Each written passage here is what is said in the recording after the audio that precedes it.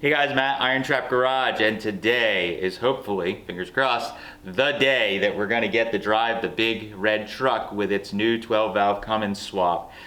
We were waiting in the last video and I decided to cut it kind of short or sooner than we planned because we were waiting on a chunk of the drive shaft. Our buddy Clint had located one, but we were waiting for the guy to kind of like take it out of the vehicle, cut it down, and then have our friend Jason pick it up, ship it. Underground Parts Railroad, as we always joke about, but it did finally show up, and we are ready now to take it out of the box, see what kind of modifications we're going to do, and hopefully cobble together some sort of drive shaft that we can make this thing run and drive, take it maybe for a slice of pizza or something, and drive it around town and see how everything works. So let's get started. I'm excited. We've got our magical Dodge drive shaft section that's off a two-wheel drive vehicle that had a 6-speed. So I think it may be the 5-speed are the same, maybe, I don't know, but all I know is that the 4-wheel drive and the two-wheel drive are different. That's what we've been learning with the internet and asking Quint. So Quint came in clutch again. He knew a guy in Jersey that I guess was parting out a truck or had one, had this drive shaft. He chopped it off. We had our other buddy Jason Moss that's at Abyss Garage. Follow him on YouTube if you're not. Jason went and grabbed that for me and he shipped it out to me and we got it in a day, which is awesome. So what Steve and I were looking at, this is the front drive shaft. You can see the carrier bearing there. The rear drive shaft slips on there. I've already held this up. It's a little too long. We know that already with the 6-speed and the 6-cylinder. It's too long. But Steve and I were just doing some measuring and we were measuring the drive shaft diameter, number one, because I was thinking we could cut the weld, and if they were the same side drive shafts, I could simply just slip it into this one. Well, this is a 3-inch, this is 3.5, unfortunately, so that won't work. But Steve made an interesting assumption, or he noticed that the U-joints look similar.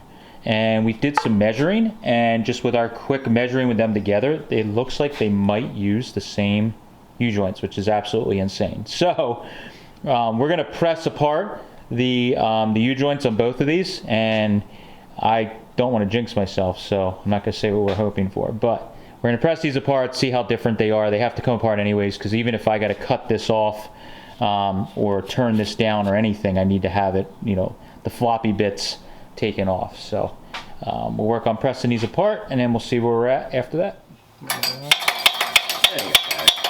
It started coming out, so it's centering itself.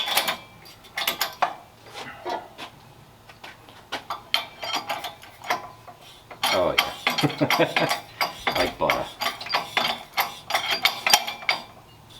All right, so we got everything pretty much blown apart, and we're pretty darn sure that these have the same U-joints. The only thing that is different is the cap is like a tiny bit longer, but all the dimensions, we took the calipers and measured from the seat where the cap stops to the end here, and they're the same on both U-joints, even though the cap is slightly different. So I think if you were measuring, so this is the one out of the Dodge. That's the Dodge. You have the caps here. These are the old U-joint caps. So those go on, and we're holding them on, just eyeballing it. That's right there. I mean, that's right at the lock. Star clips. Yep, yeah. where the locks are clips. I think we're good. Yeah. All right, so we'll mate the Make the new with the old, the sort of old with the older. yeah. Go with that. Oh, we need a hammer. This usually should be good, at least for a couple burnouts. Oh, easily. Yeah. Actually, we know that the rear end in this thing is like monster. You can't really break it. No. So we probably could spin the tires of this thing. That would be wild. That would be. Huge tires. Yep. I'm kind of scared to do that because something's gonna break. I've seen people try to do that with big trucks and just like twist the drive shaft into a pretzel. Because that drive shaft is not very big. No, it doesn't. I don't think it'll handle too many burnouts. Fine for hauling, probably. Mm-hmm. If we turn the boost up too much and the fuel, we may have to upgrade our drive shaft. Yep.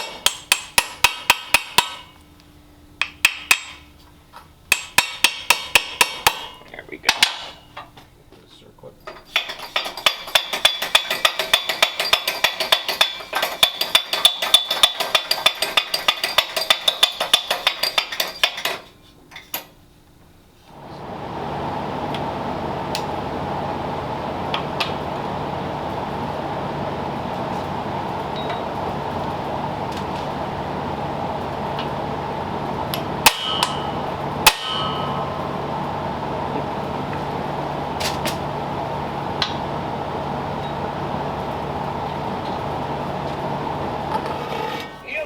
gotta get rid of the splines.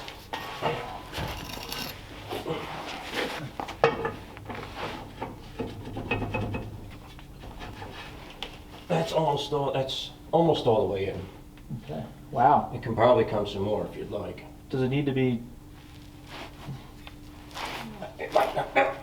That's probably it there. That's a tappy spot, I think. Yeah, I think you're right. So, if you have, Take measure here. Yep. Just take measure.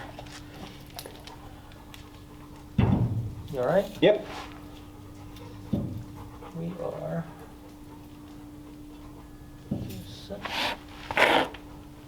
14 inches we have to take off. Woohoo! That's a lot. It is.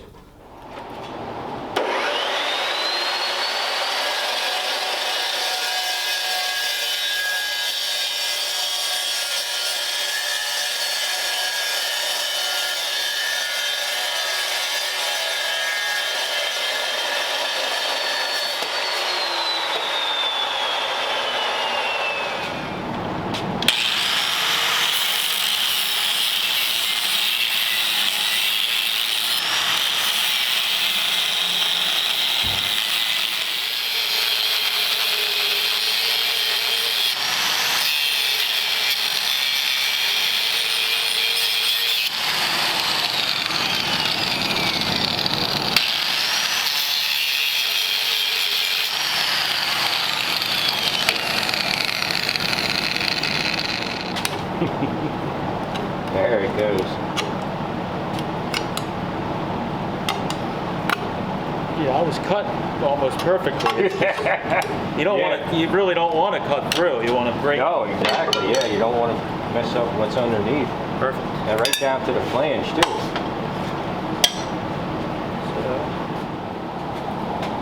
Oh, that good.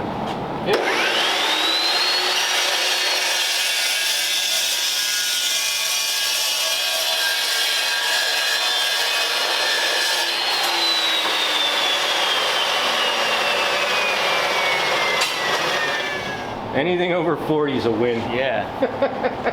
Spend lots of money to go.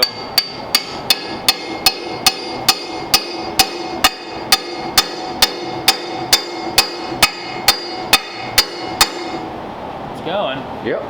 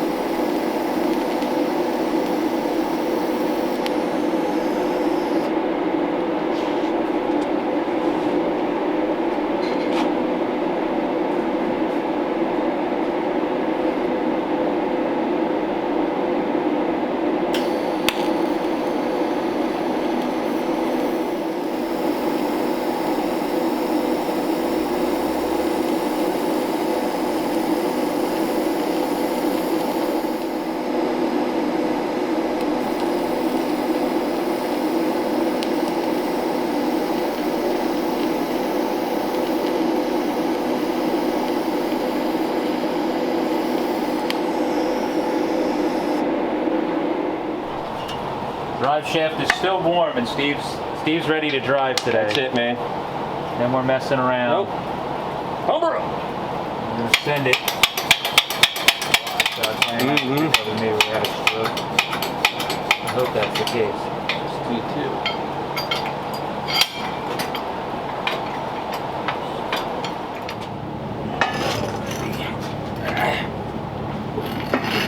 Here's some nuts.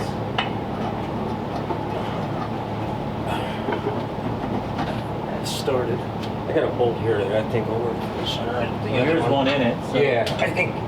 you want to see it?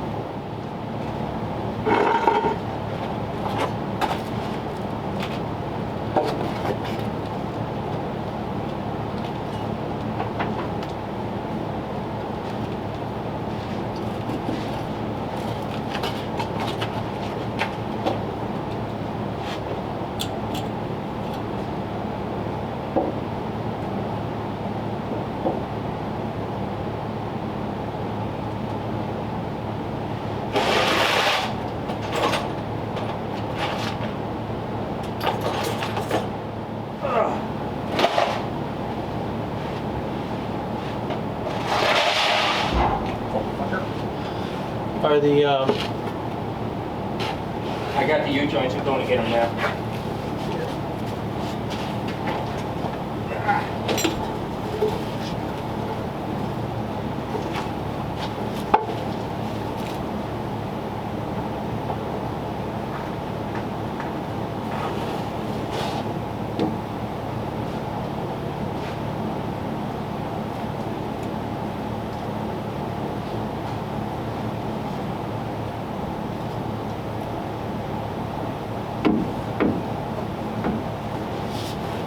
okay?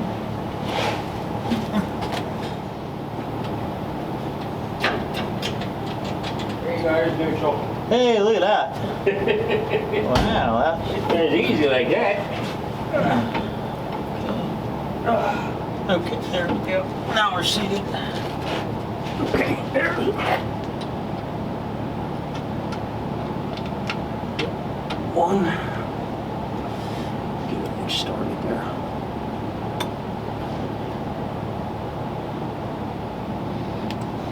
Baby.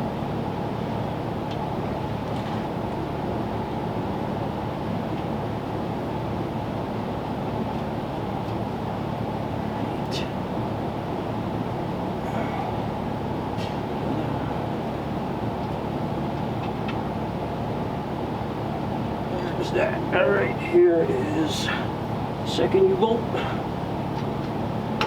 All right.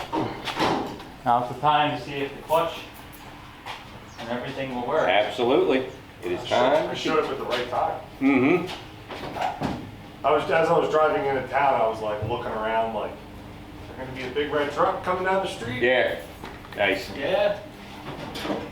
We got 11 gallons of fuel. We're ready to go. Right in reverse. All right.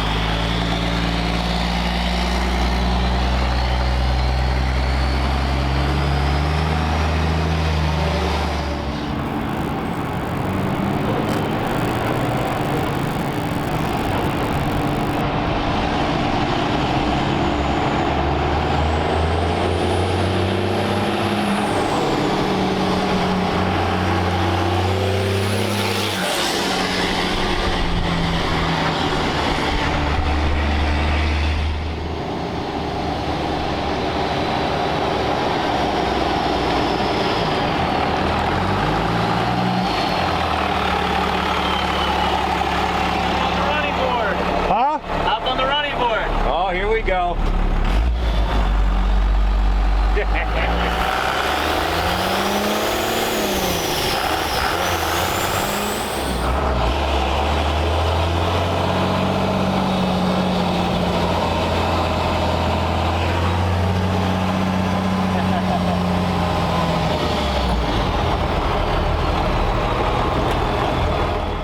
Okay, so yesterday we did our maiden voyage, which was successful. We made it up and down the road and back on our little side street we drive on, and everything went well. So now we're gonna work on trying to get the inner fenders in, because they're a pain to work on with the hood on. And we're gonna get those on, and I bought a cheap cold air intake kit off Amazon or whatever. This nice thing with this stuff versus what we're used to dealing with is I can just quick order things Amazon or wherever and have it. So I got this kit, has all these different plates. Really all I wanted was the filter, the clamps, the pipe, and I kind of eyeballed it. I have the one elbow already on here. I think we can make it kind of come around and sit right over the inner fender right here, which will work out pretty well, but we want to get the inner fenders in so I can make a bracket off the inner fender to hold that air cleaner. So that's the goal. Hopefully by the end of today we'll have the hood on, everything on, and we're going to take a proper test drive down some larger roads, maybe, fingers crossed, the highway, and see if we can get this thing in 6th gear. Let me try that first. Yep. All right, ready? Yep. Got it.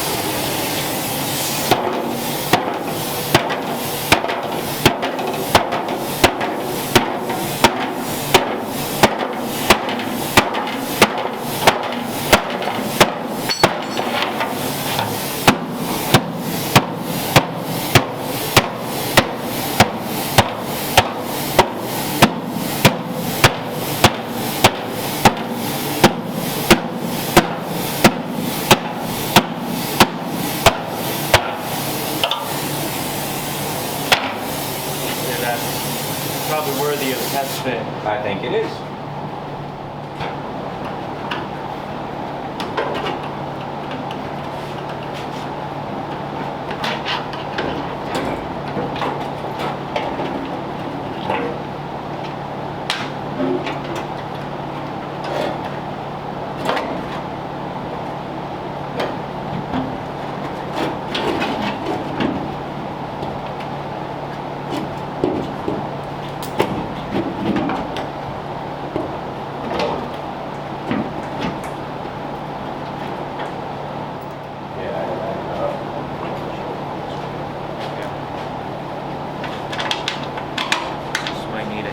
Yes.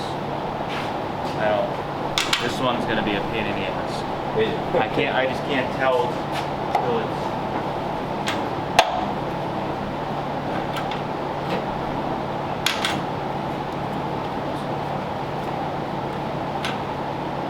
Just put your finger on that. Yep.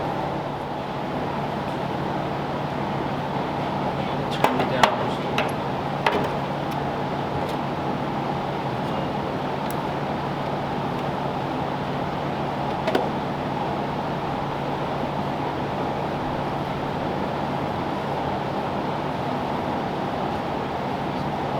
That's nice.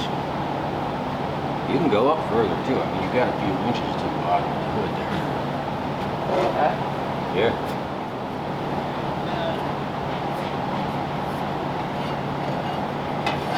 Oh, that looks like a winner right there.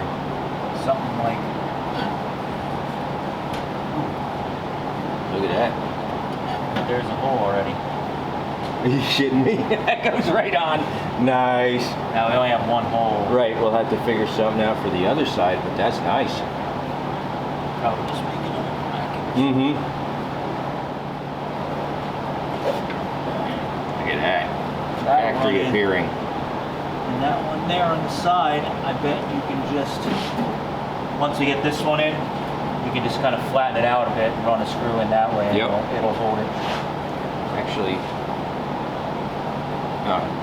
we bend it over.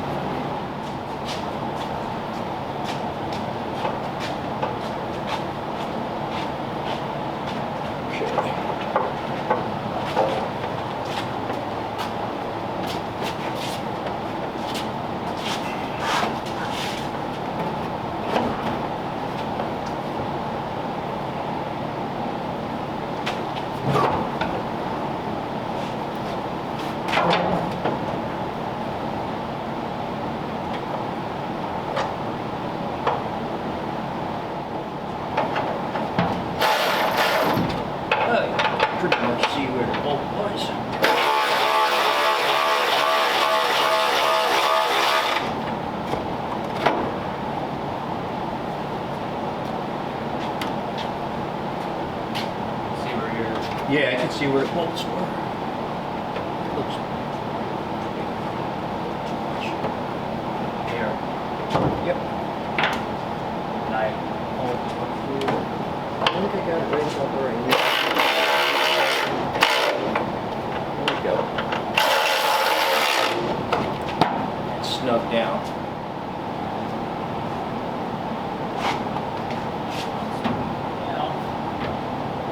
fine because I'm almost in the. Yeah, it looks good. It's good. Find So out. my hood latch modifications work. We're gonna find out when we get on the 100. All right, this is my first actual. I don't know if I've ever ridden in this, Really? even when it was the other engine. Yeah, all right.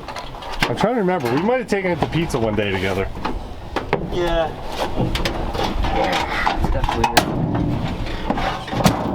a little more impressive. So Steve and I took this for a drive, for a test drive, and we're gonna turn my speedometer app on. Everybody who was yelling at us was partially right, but it definitely has a lot more power.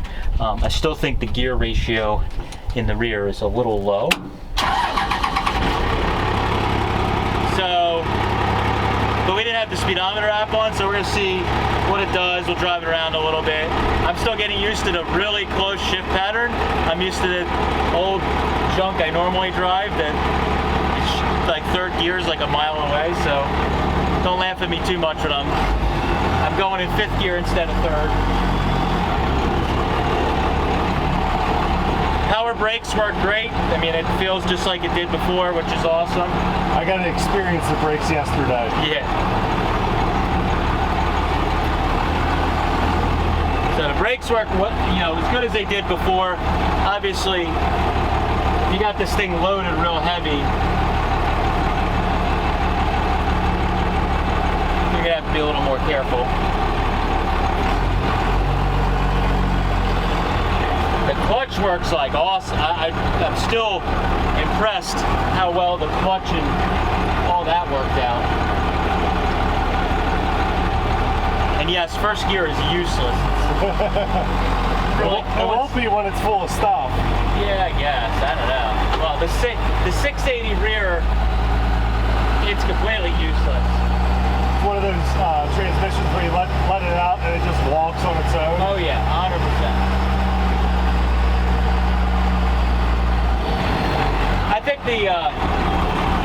I think the sixth gear overdrive might give us 10 miles an hour. Like, I think it was 40, 45 before. We might get 50, 55 now.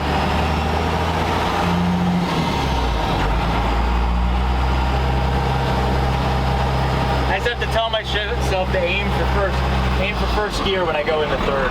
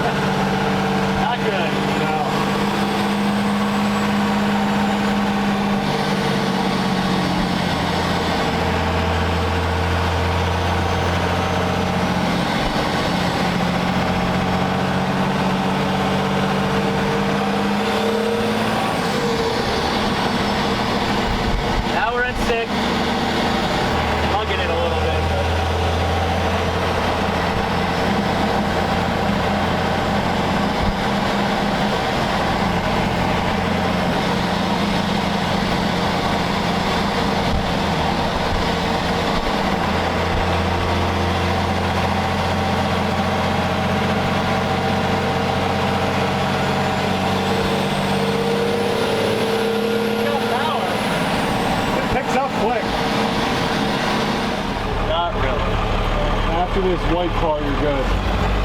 Still good. Still good.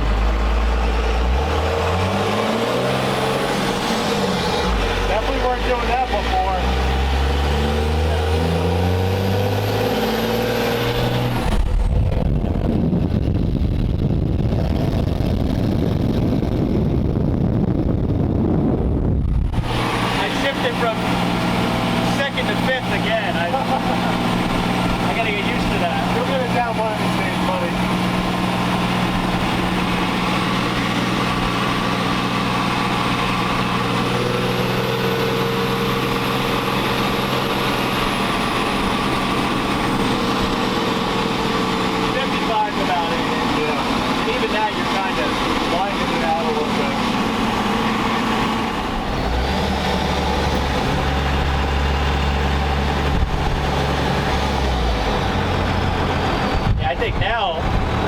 lot of it is just doing focusing on making it a little more drivable, you know, sound deadening and heat and sound deadening, and get some pipes that are not under Mike's ass.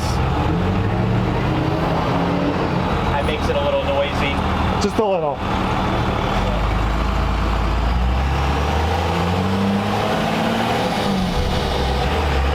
There we go, that was good. Yeah. Like I said, I got to aim for first gear.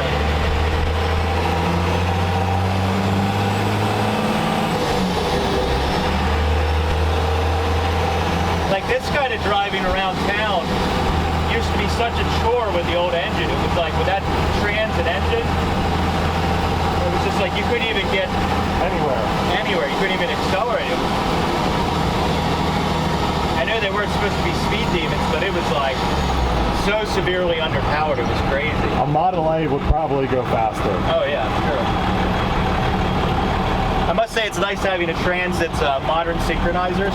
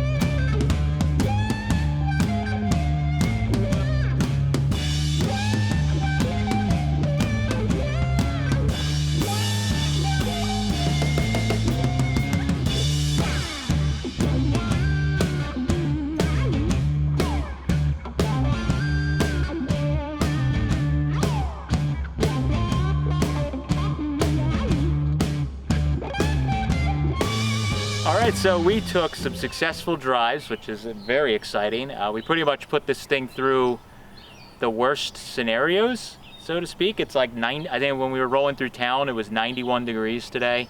It is humid as heck because we're on the East Coast and it gets humid.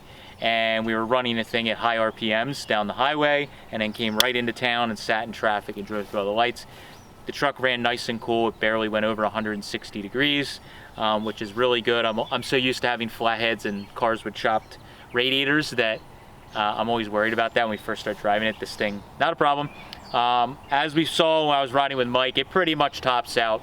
55 miles an hour is, maybe we could go higher, but I don't feel comfortable pushing the engine further than that. But it does it comfortably, I guess you could say. It has plenty of power, so I never took this thing on our little highway that we just did a run. I never took it on there. I was so scared. I don't think we could have even remotely gotten that fast, going that fast, or not gotten run over. So the truck does really well. Really happy with everything. We did as expected. There's always some kind of snafu. So we saw the oil pressure sender was leaking before, when we've just been tinkering with the truck. We put the original one that was on the other engine on this. Like, huh, that's funny, that thing's leaking a little bit. We opened the hood just now after running at high RPMs, and there's just like oil everywhere. I think that sender is getting a lot more pressure than it is used to seeing, and it's blowing oil everywhere. So we're pretty sure it's oil. We started it up. We didn't see anything that was spraying out of the injectors or anything showing us that like it's diesel fuel. Pretty sure it's oil. So we're gonna have to go back and just look at all that stuff. But overall, the truck did really well. It drove on the road pretty nicely. I wasn't sure how my homemade drive shaft was gonna do, but I was running pretty damn high RPMs. At 55, it was tacking it out pretty good for this truck. So I can honestly say, even with changing the gears, we're probably not gonna get a vibration running at, you know, the higher gears, more than likely at a higher speed. So that was kind of exciting. Yay for me. So yeah, that's kind of the big red truck. So the goal now is coming up in basically a month is the Wheels of Time show, street rod show in Makunji that we're always going to. And we're planning on, we've been pushing to bring this thing with a hot rod in the back. Even if we don't get the winch stuff done, it'd be really cool to take it there. So if you're going to that show, hopefully you will see this thing there. We'll have everything all buttoned up. You can check it out. And we can talk diesel things, because now I'm a diesel guy apparently, I don't know. So thank you guys for watching. Let me know what you think of the new setup in Big Red. Thanks guys, catch you later.